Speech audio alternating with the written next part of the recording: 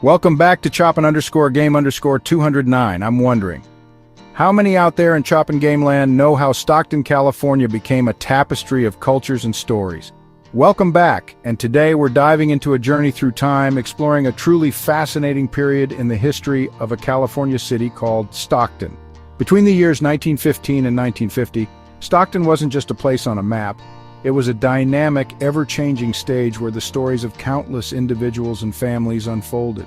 Imagine a quiet agricultural town nestled in the San Joaquin Valley, suddenly finding itself at the crossroads of incredible change. This era saw waves of people from different corners of our nation and from distant lands across the seas, drawn to Stockton by dreams of opportunity, by the promise of a new beginning, or sometimes by the need to escape hardship. These weren't just nameless, faceless arrivals. They were people with hopes, skills, traditions, and a deep desire to build better lives for themselves and their children. From the fertile fields that surrounded the city to the bustling docks along the Deepwater Channel, the very air of Stockton began to hum with new languages, new music, new ideas, and new flavors. Each group brought with them a unique thread, and as these threads intertwined, they began to weave a rich, complex, and sometimes challenging tapestry that would redefine the city. It's a story of resilience, of community building, and of the incredible human capacity to adapt and contribute even in the face of adversity. In our exploration today, we'll delve into how these diverse communities, from Southern African American migrants seeking refuge and opportunity, to European immigrants carrying the cultures and beliefs of their homelands, to Asian communities building also established foundations while facing racial hurdles, and the indigenous Yokuts people navigating from the after effects of relocation, all played a vital role in shaping Stockton's unique culture, its burgeoning economy, and the very social fabric of the city. We'll look at their triumphs, their struggles, and their lasting legacies. So, come along with me, let's open this book of history together and discover the incredible story of Stockton's transformation.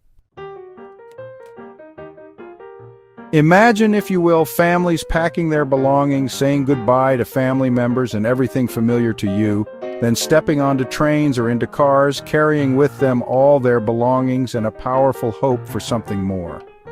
This was the reality for many Southern African Americans, primarily from states like Arkansas, Louisiana, Oklahoma, and Texas, during the early to mid-20th century. They were part of what we now call the Great Migration, a monumental movement of African Americans from the rural South to cities in the North and West to cities like Stockton. They sought an escape from the oppressive Jim Crow laws, the ever-present threat of racial violence, and the economic limitations that stifled their aspirations and financial development. Stockton, with its growing agricultural industry and developing port, beckoned as a place where hard work might lead to a fairer wage and a chance at a better life, a place to breathe a little freer. Upon arriving in Stockton, these families didn't just seek jobs, they brought with them an indomitable family spirit and a rich cultural heritage that would soon permeate the city. They found work in the fields, harvesting the bounty of the San Joaquin Valley, in the bustling canneries processing that produce, and later, during wartime, in the shipyards.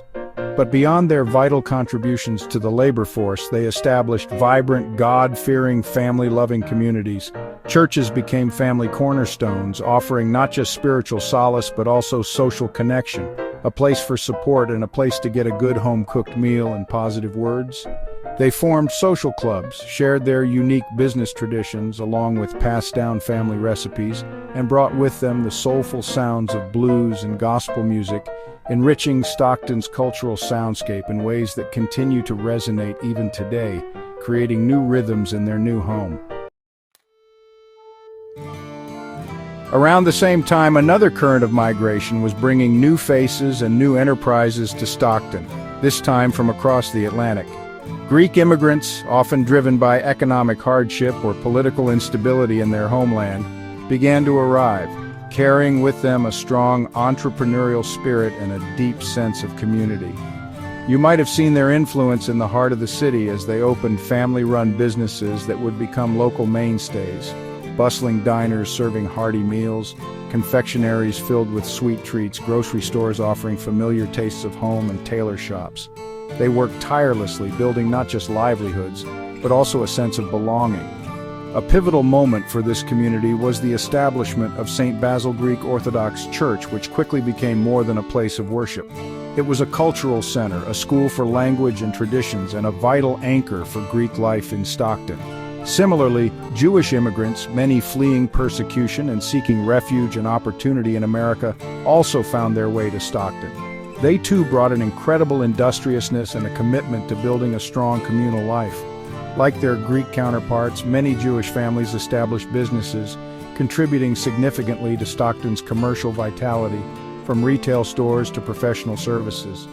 They understood the importance of preserving their faith and heritage, leading to the founding of congregations like Temple Israel, which served as a spiritual and social hub.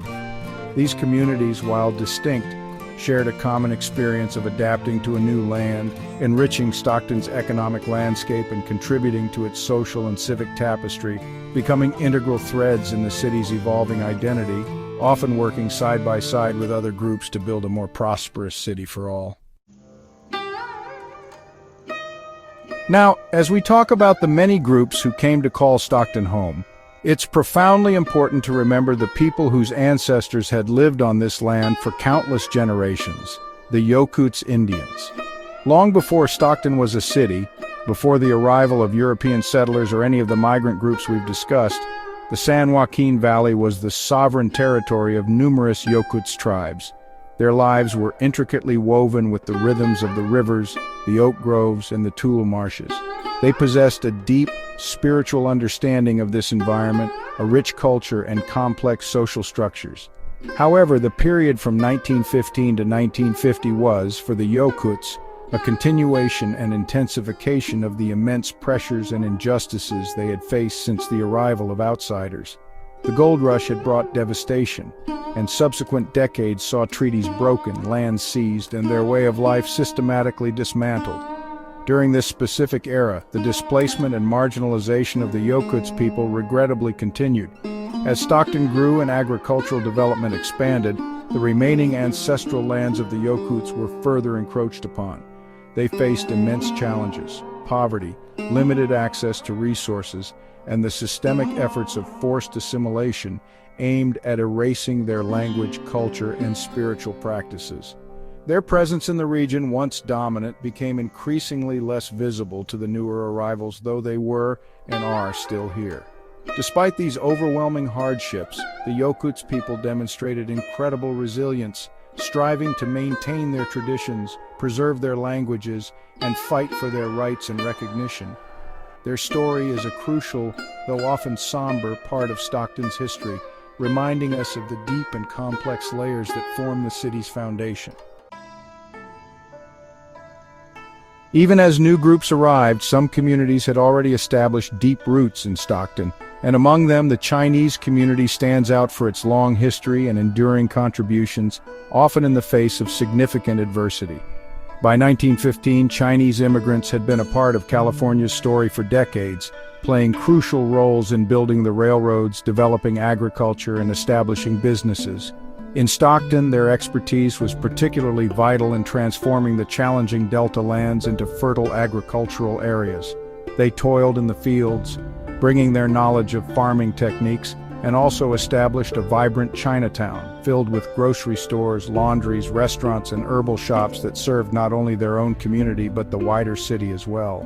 This perseverance was all the more remarkable given the discriminatory laws they faced, most notably the Chinese Exclusion Act, which severely restricted immigration and denied them many basic rights.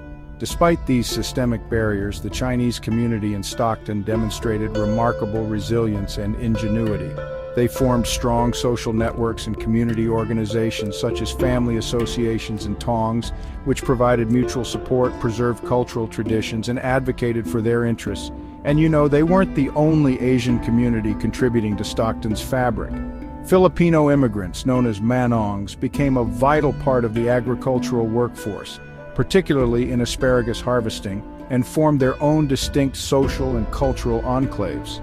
Japanese immigrants, too, made significant contributions to agriculture and business before facing the devastating injustice of internment during World War II.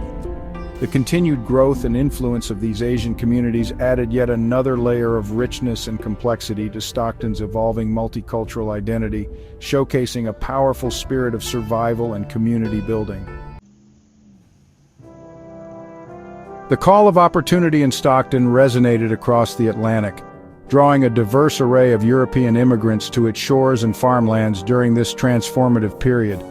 Among them, Italians arrived in significant numbers, many bringing with them generations of agricultural knowledge.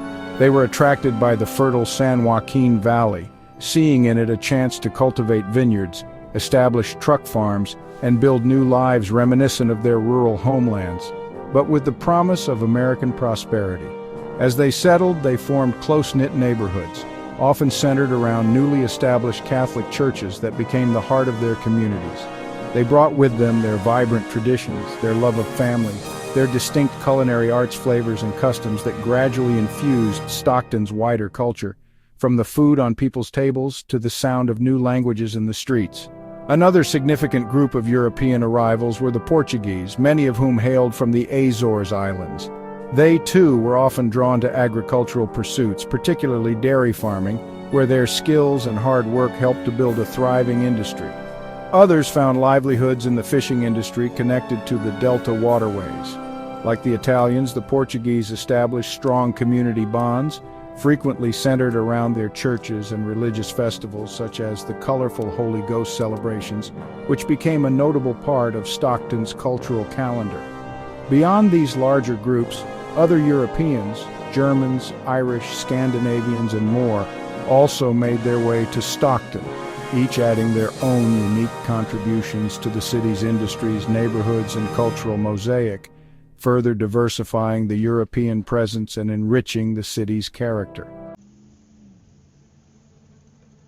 Now, as Stockton was experiencing this incredible influx of people and cultures, this rapid growth and diversification also brought with it significant challenges and, sadly, a noticeable rise in city violence. This wasn't a simple phenomenon. It stemmed from a complex interplay of social stresses, economic competition, and deeply ingrained prejudices. The strain of so many different groups vying for jobs, housing, and resources in a rapidly changing environment sometimes boiled over into open hostility. Racial tensions, unfortunately, were a stark reality. Prejudices brought from other regions or fueled by local anxieties created friction between various communities, leading to confrontations and a climate of unease in certain parts of the city. The shadow of organizations like the Ku Klux Klan, which saw a resurgence in the 1920s, also extended into California, further exacerbating racial animosities and sometimes leading to acts of intimidation and violence. Beyond racial strife, labor disputes also contributed to the unrest. This was an era of significant labor activism across the United States, and Stockton, with its agricultural heart and busy port, became a focal point for struggles between workers seeking fair wages and better conditions and employers aiming to maintain control and profitability. Strikes by agricultural workers, longshoremen, and cannery employees were not uncommon, and these could sometimes turn confrontational, even violent, as passions ran high and economic stakes were significant. This period saw clashes on picket lines and a general sense of volatility in the labor sector. The combination of these factors, rapid demographic shifts, economic pressures, racial prejudice, and labor unrest, created an environment where violence, unfortunately, became a more visible and troubling aspect of life in the growing city. Despite the troubling rise in tensions and violence that we've just discussed, it's so important to remember that many people in Stockton were not content to simply let these divisions fester. There was a growing recognition among thoughtful community leaders, figures from various religious denominations, civic organizations, and different ethnic groups, that something had to be done to bridge the divides and foster a more harmonious city. They understood that the future of Stockton depended on its diverse peoples learning to live and work together. In response, efforts began to emerge, sometimes small and localized, other times more organized, aimed at promoting understanding, cooperation, and reducing conflict. Churches and synagogues often played a crucial role. with clergy members speaking out against prejudice and encouraging dialogue across community lines. These efforts took various forms. Some communities established interracial committees or councils, providing a forum where representatives from different backgrounds could meet, discuss grievances, and work collaboratively on solutions to shared problems.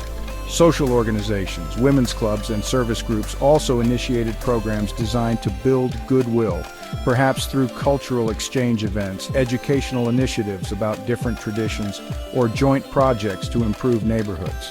There were individuals who bravely spoke out against injustice and advocated for fair treatment and better living conditions for marginalized groups. While these endeavors didn't magically erase all the problems and the path was often fraught with difficulty, these early community efforts to reduce violence and improve intergroup relations were incredibly significant. They laid crucial groundwork for future civil rights activism and demonstrated a resilient hope for a more united Stockton. As we draw our journey through Stockton's transformative years of 1915 to 1950 to a close, it becomes wonderfully clear just how profoundly this period shaped the city we know today. Imagine Stockton not as a single monolithic entity, but as a vibrant mosaic, each piece representing a different culture, a unique story, a distinct contribution. The Southern African American migrants who brought their resilience and rich cultural traditions, the Greek and Jewish entrepreneurs who built businesses and faith communities, the European immigrants who cultivated the land and shared their heritage, and the Asian communities who persevered and thrived despite adversity. All these groups, alongside the enduring presence of the indigenous Yokuts people, wove their threads into the city's essential fabric. This intermingling was not without its profound challenges. We've seen how the pressures of rapid change led to discrimination, displacement for some, and even violence. These were difficult times, testing the spirit of the city and its people. Yet, through it all, what also shines through is the remarkable triumph of community building, the unwavering resilience of the human spirit, and the persistent efforts, however imperfect, to forge connections across divides. The establishment of churches, temples, social clubs, businesses, and neighborhoods were all acts of creation, acts of hope, and acts of belonging. Stockton's identity was forged in this very crucible of diverse experiences, blending hardship with hope, conflict with cooperation. And the echoes of this dynamic era continue to resonate in Stockton today. The city's unique blend of cultures, its diverse culinary scene, its varied traditions, and even some of its ongoing social complexities can be traced back to these formative decades. The challenges faced and the triumphs achieved between 1915 and 1950 offer us enduring lessons about the complexities of immigration, the importance of inclusivity, the fight for justice, and the enduring power of community. Stockton's story is a powerful reminder that a city's strength often lies in the richness of its people and their collective journey. Thank you for joining me in exploring this remarkable chapter of Stockton's history. If you enjoyed this journey, please like, subscribe, and share this video. Join the Choppin_Game 209 community for more stories and insights. Your support helps us keep bringing Stockton's history to life. And don't forget to subscribe to our YouTube channel, Choppin_Game_209, so you never miss a story from Stockton's past and present. And remember, we love you, and Stockton is in the building. Peace.